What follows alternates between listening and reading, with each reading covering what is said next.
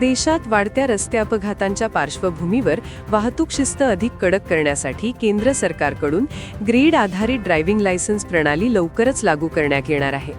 केंद्रीय रस्ते वाहतूक व महामार्ग मंत्री नितीन गडकरी यांनी याबाबत माहिती देताना वाहतूक नियमांचे वारंवार उल्लंघन करणाऱ्या वाहन चालकांवर प्रभावी नियंत्रण ठेवण्यासाठी ही प्रणाली महत्त्वाची ठरणार असल्याचे सांगितले. नवीन व्यवस्थेनुसार प्रत्येक वाहन चालकाच्या ड्रायव्हिंग लायसन्सला ठराविक गुण दिले जाणार असून नियमभंग झाल्यास हे गुण टप्प्याटप्प्याने कमी केले जातील.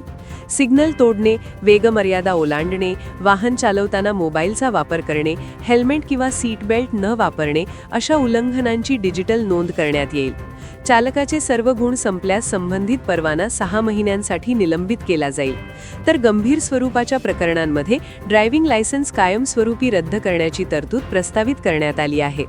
देशात दरवर्षी मोठ्या प्रमाणात रस्ते अपघात घडत असून त्यामध्ये विशेषतः 18 ते 35 वयोगटातील तरुणांचा सहभाग अधिक असल्याचे दिसून येते. अतिवेग, मद्यपान करून वाहन चालवणे तसेच वाहतूक नियमांकडे दुर्लक्ष ही अपघातांची प्रमुख कारणे मानली जातात. त्यामुळे केवळ दंड आकारण्याऐवजी चालकांमध्ये दीर्घकालीन शिस्त निर्माण करण्याच्या उद्देशाने ही ग्रेड प्रणाली लागू करण्याचा निर्णय घेण्यात आला आहे.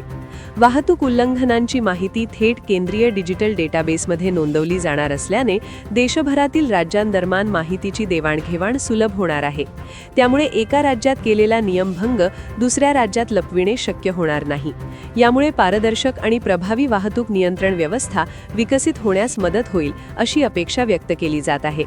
यासोबतच अपघातग्रस्तांना तातडीने वैद्यकीय मदत मिळावी यासाठी रोखी विरहित उपचार सुविधेलाही बळ देण्यात आले आहे.